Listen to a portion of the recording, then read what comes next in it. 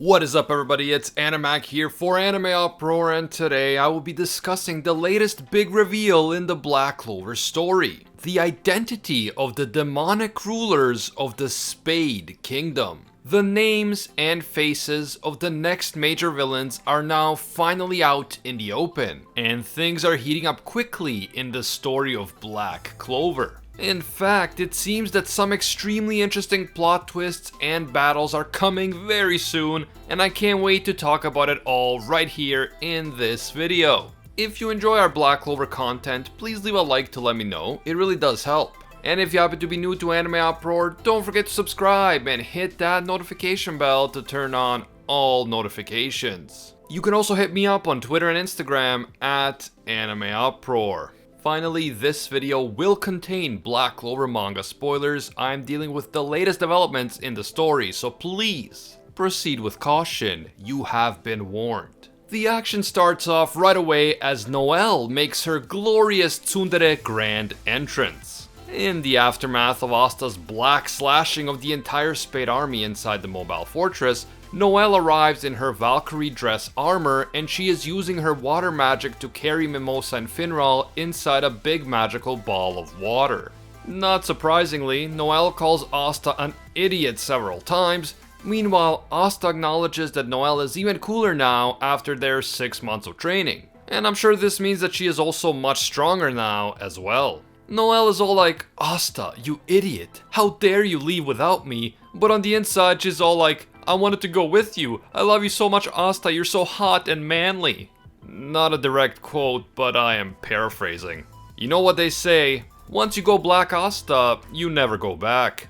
Anyway, now that Finral and Mimosa are also there, Finral is totally 100% not into any other girls, and he is only interested in Lady Finesse. Seriously though, Finral is still Finral, but he is definitely making progress. He is now able to stop himself from fawning over other women without needing to be told to by others. And even Asta acknowledges that Finral has gotten stronger. Finral is also officially engaged to Finesse now, so clearly the man is working to get his life in order. Mad respect.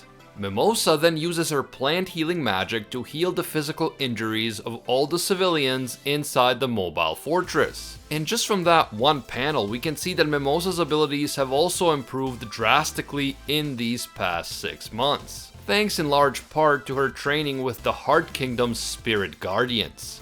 This new spell is called Soothing Princess Flower Paradise according to some translations, and it appears to be a spell that works on a much grander scale than her previous spells, as it is able to heal dozens of people at once. This chapter and the previous chapter are really showcasing how much stronger our heroes have become. And while this is cool because it means that they are going to be using crazy new spells and epic power-ups, part of the reason why the heroes had to get so much stronger is that the new villains, the Spade Kingdom's rulers and the demon Megicula, appear to be incredibly overpowered. The civilians on board the mobile fortress are grateful to Mimosa for healing them, but they say that they can't go back to their hometown because it has been occupied by the Spade military. It won't do them much good to return if they're just gonna be taken back into custody and end up in the same situation as before. But as it turns out, Luck Voltia and Leopold Vermilion have already been dispatched to the hometown of the civilians. And boy, did Luck and Leopold ever deliver when it comes to taking out the Spade military. Seeing Luck and Leo just crushing the Spade soldiers with their lightning and fire magic is like music for your eyes. Absolutely beautiful. Luck then uses a magical communication device which looks a lot like one of those holograms from Star Wars to inform Asta and the others back at the mobile fortress that they have successfully liberated the hometown of the civilians from the Spade army. Asta is apparently jealous at how much taller Leo has gotten in the past 6 months, and he informs the civilians that Finral is going to transport them back to their hometown where they will be free to do as they wish in peace. The civilians are extremely grateful, and Asta vows to travel into the Spade Kingdom in order to defeat the demon Megicula. The civilian girl from the previous chapter informs Asta that the Spade Kingdom is currently being ruled by a dark triad or triumvirate. Basically a trio of evil magic users who are said to be so strong that they are like demons themselves. At that point, the chapter takes us to the cold and snowy heart of the Spade Kingdom, where the three evil rulers are sitting around the table and talking. This part of the chapter is extremely interesting, so I will be breaking it down at length. I am so excited that the major villains have finally been revealed, and their brief conversation gives us some really important clues about demon magic and the future of this arc. One of the three is named Dante, and he calls out to another one named Xenon and asks him whether he has gotten used to using the demon's power. Xenon replies that he more or less has, and we now know that Xenon was the one who easily wrecked the entire Diamond Kingdom army by himself. The third ruler is a woman named Vanica, who calls Dante her big brother, and she laments that she hasn't had the chance to do anything big yet with her newfound power. Apparently, this trio was also waiting for 6 months for everything to be prepared, and now it is time for them to get moving. By the way, for those of you who might be confused, Xenon is the one with messy hair who was shown invading the Diamond Kingdom back in chapter 227. Vanica is the woman who wears a tiara and an eye patch, and Dante is the one who wears a large crown.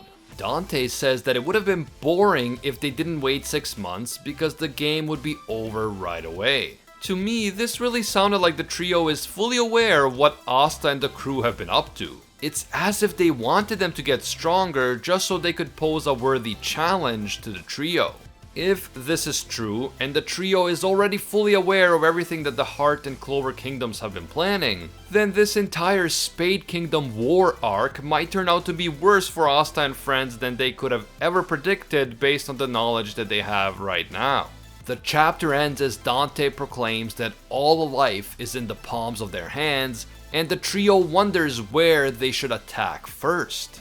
There is a lot to unpack here in terms of these three brand new characters. They are clearly the rulers of the Spade Kingdom, what with the crowns and everything, and they may all be siblings because Vanica called Dante her big brother. So this might be the royal family of the Spade Kingdom, although it is notable that Xenon does not wear a crown. We already know that these guys are incredibly strong. We've seen a demonstration of Xenon's power before the time skip, and he was so strong that he not only defeated the entire Diamond Kingdom army, but he also managed to actually frighten the electric mad lad Luck Voltia himself. So based on that alone, we can expect these three to be more than a match for the newly powered up Asta and crew.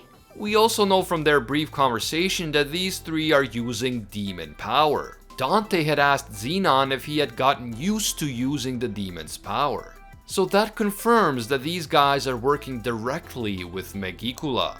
The only question is, how exactly are these guys connected to the demon? Is Xenon using the demon's power in the same way that Asta is using the power of the demon inside his grimoire? Or is Megicula possessing Xenon?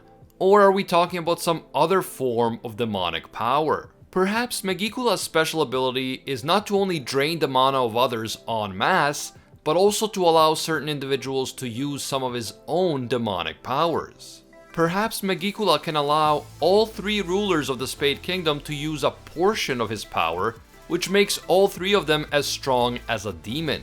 Or maybe there are multiple demons involved here, and each member of the trio is using a different demon's power. Although that is less likely because Megicula is the only demon that has been mentioned so far. If theoretically there were 3 separate demons involved, why would the Heart and Clover Kingdoms only be aware of the existence of one of them? Don't get me wrong, it is possible that there are multiple demons in the picture, but so far we have no concrete evidence that there is anyone else other than Megicula. The other fascinating thing about the 3 rulers of Spade are the dark marks on their faces. Xenon has a large cross-shaped mark on the left side of his forehead that stretches down over his eye. Dante has a Frankenstein-esque mark that stretches across his forehead, and Vanica doesn't have a visible mark, but it is quite possible that her mark is hidden somewhere behind her large eye patch. These marks kind of remind me of the star-shaped mark that used to be on Julius's forehead.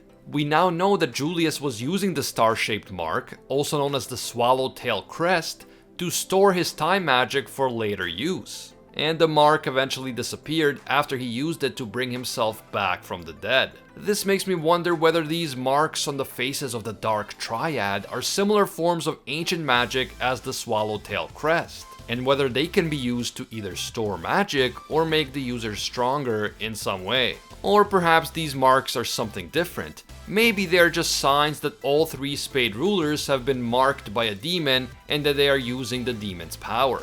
After all, we know that when someone is cursed by the demon, the curse leaves a large black mark on them, as we saw on Beaver Girl's abdomen. So maybe this is something like that, but instead of a curse mark, this is a possession mark or a demon power boost mark. After all, Asta in his Black Asta form also gets dark marks on his face and body, so this could be just a more permanent demonic mark that appeared once the 3 gained the ability to use demonic powers. Whatever the mark means, these 3 new villains are absolutely fascinating. We know they're extremely powerful, we know they can use demon powers, and we know that they are planning a massive attack. We also know that even though Asta and friends have gotten a lot stronger in these past few months, the Dark Trio from the Spade Kingdom seems to have been expecting this, and they seem to be deliberately waiting for the Heart and Clover Kingdoms to get stronger. This implies that the Spade Kingdom rulers have already formulated a master plan, and that Asta, Noelle, Luck, and everyone else may be heading right into the Spade Kingdom's demonic trap. This is definitely a really interesting escalation of the current arc, and we have a great setup for an epic conflict between heroic power-ups and the sinister demonic magic of the Spade Kingdom.